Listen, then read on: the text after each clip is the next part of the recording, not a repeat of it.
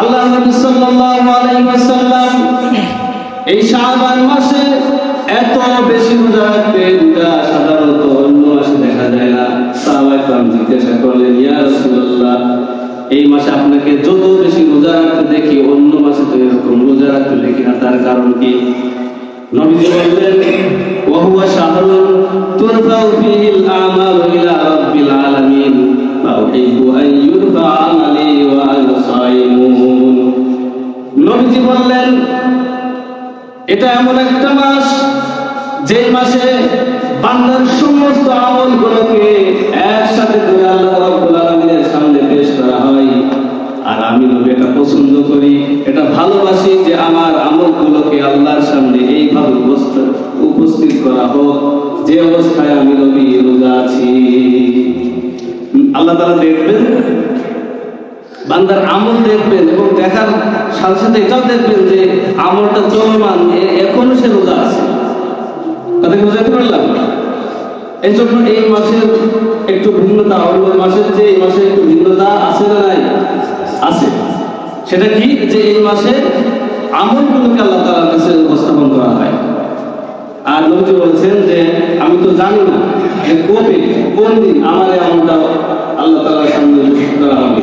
এই জন্য আমি বেশি বেশি এই মাসে রোজা রাখি, যেন আমার এই রোজা রাখা অবস্থায় আমলটাকে আল্লাহর সামনে পেশ করা হয়। এরপরে নবীজি সাল্লাল্লাহু আলাইহি ওয়াসাল্লাম বলেছেন, ইন্নাল্লাহা লা ইয়াত্তালিউ ফি লাইলাতিন নিসফি মিন শাবান ফায়াগফিরু লিজামিই খালকিহি ইল্লা লিমুশরিকিন আও মুশাহিন। নবীজি বলেছেন, নিঃসন্দেহে আল্লাহ রাব্বুল আলামিন এই লাইলাতুল নিসফি মিন শাবান মানে শবে বরাতের রাতে, বুঝছেন? লাইলাতুল নিসফি মিন শাবান মানে শাবান মাসের একেবারে মধ্য রজনী, অর্থাৎ যেটাকে আমরা শবে বরাত বলে থাকি। আমাদের সমাজে শবে বরাত নামে যে কথাটা প্রচলিত সেটা হচ্ছে লাইলাতুল নিসফি মিন শাবান। এটা হচ্ছে আরবি শব্দ। তার নবীজি বলেন যে আল্লাহ রাব্বুল আলামিন এই রাতে প্রথম আসমানে চলে আসেন, আসার পরে কি হয়? ফায়াগফিরু লিজামিই খালকিহি ইল্লা লিমুশরিকিন আও মুশাহিদিন। এই রাতে আল্লাহ রাব্বুল আলামিন দুই ধরনের মানুষ ছাড়া সমস্ত মানুষকে আল্লাহ তাআলা ক্ষমা করে দেন। কয় ধরনের? দুই ধরনের। এক নম্বর হচ্ছে যে শিরকের সাথে জড়িত নয়, যার ঈমানটা শিরক থেকে মুক্ত, এমন ব্যক্তিকে লুকমান আলাইহিস সালামের নাম তো আপনারা শুনেছেন। লুকমান হাকিম নাম শুনছেন না? লুকমান হাকিম তার ছেলেকে নসিহত করতে যে বলতেছেন, ইয়া বুনাইয়া লা তুশরিক বিল্লাহ ইন্নাশ শিরকা লাযুলমুন আযীম। হে আমার ছেলে, হে বৎস, খবরদার, লা তুশরিক বিল্লাহ, কখনোই কোনো অবস্থাতেই তুমি আল্লাহ রাব্বুল আলামিনের সঙ্গে শিরক স্থাপন করবে না। কেন? ইন্নাশ শিরকা লাযুলমুন আযীম, তার কারণ হচ্ছে আল্লাহ রাব্বুল আলামিনের সঙ্গে সবচেয়ে বড় জুলুম হলো এই শিরক করা। শিরক মানে আল্লাহ তাআলার সাথে কাউকে শরীক স্থাপন করা, অর্থাৎ আল্লাহ তাআলা ছাড়া অন্য কেউ পারে, মানে অন্য কারো দ্বারা সম্ভব নয়। ঠিক এমন কোনো কাজ তাদের সাথে কোনো কাউকে জড়িত করা। আমাদের সমাজে আমরা শিরক থেকে বেঁচে থাকার চেষ্টা করি ঠিক, কিন্তু তারপরেও কিছু কিছু মানুষ আমরা এমন মনে করি যে অমুক বাবার দরবারে আমার একটা গোড়া 10 মণ চাউল দিলে আমার ব্যবসায় উন্নতি হবে। মাজারের ধুলা, মাজারের এসির ভিতর দিয়ে হাত এভাবে দিয়ে ধুলা নিয়ে ওইটা আমার তল পেটে মাখে, আর চিন্তা করে যে তার সন্তান হবে। এইগুলো শিরক, এরকম আরো আছে। লুকমান আলাইহিস সালাম তার ছেলেকে শিরক থেকে বেঁচে থাকার জন্য বললেন, কারণ শিরকটা হচ্ছে আল্লাহ রাব্বুল আলামিনের সঙ্গে সবচেয়ে বড় ধরনের জুলুম। আল্লাহ রাব্বুল আলামিন শিরক থেকে বাঁচার তৌফিক দান করুন, আমরা সকলে বলি আমিন। এরপরে 2 নাম্বার হচ্ছে মুশাহিন। মুশাহিন বলা হয় ওই ব্যক্তিকে যার অন্তরের ভিতরে অন্যের প্রতি হিংসা বিদ্বেষ আছে।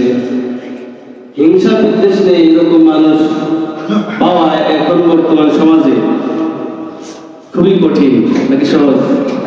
খুবই কঠিন না? খুবই কঠিন। নবীজি বলেছেন, ইয়াকুম ওয়াল হাসাদা ফাইনাল হাসাদা ইয়াকুলুল হাসানা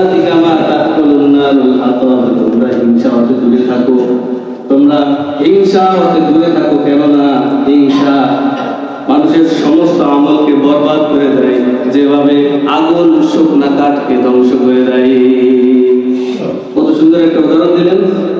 শুকনো খড়ি, লাকড়ি, কাঠ আগুনের জ্বালায় দিতে কত কষ্ট হয়, পোহাতে হয়, হ্যাঁ, খুব অল্প সময়ের ভিতরে জ্বালায় দেয়। ঠিক আমাদের ভিতরে যদি কারোর মনের ভিতরে হিংসা বিদ্বেষ থাকে, যার জন্য থাকবে, আমরা সবসময় চাবো তার কোনো একটা ক্ষতি করা। যদি শক্তি থাকে তাহলে মোটামুটি, আর যদি শক্তি এরকম না থাকে তাহলে কিভাবে পিছন থেকে তার ক্ষতি করা যায়। এই সংঘাতময় জীবনে সমাজে চলতে অনেকের সাথে অনেক সময় কথা কাটাকাটি হয়, অনেক সময় গালমন্দ হয়ে যায়, অনেক সময় রাগারাগি হয়, এটা স্বাভাবিক। কিন্তু এরপরে যে প্রতিক্রিয়াটা সেটা হচ্ছে রাগ। ওই রাগটা মনের ভিতরে পুষিয়ে রাখা, এটা হচ্ছে অসাধারণ, এটা ভালো না। এটা কি না? ভালো না।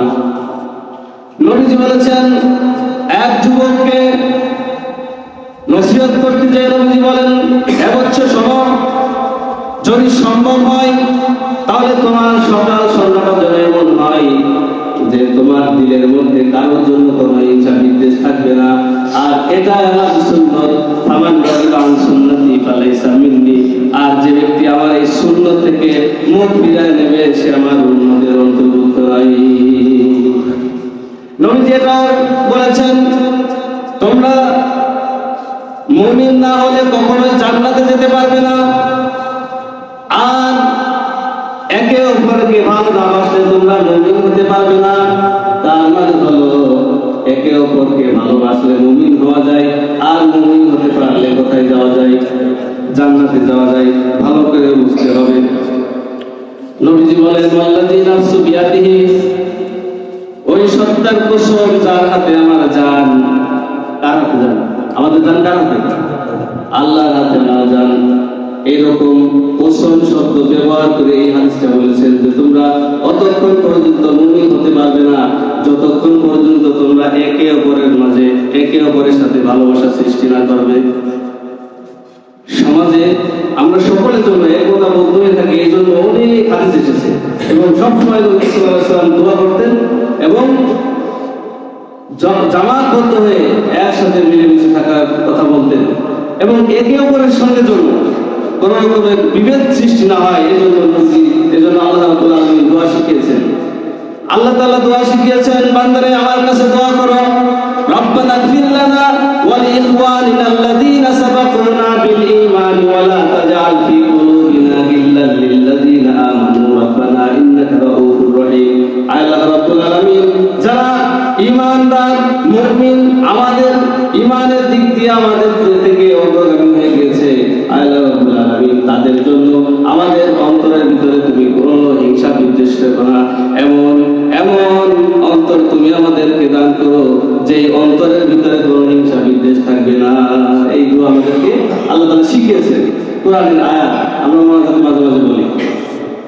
তো যাই হোক, এরকম মানে হিংসা আর শিরক থেকে যদি আমরা বেঁচে থাকতে পারি, এই রাতে আল্লাহ রাব্বুল আলামিন আমাদেরকে একেবারে সাধারণ ক্ষমা করে দেবেন।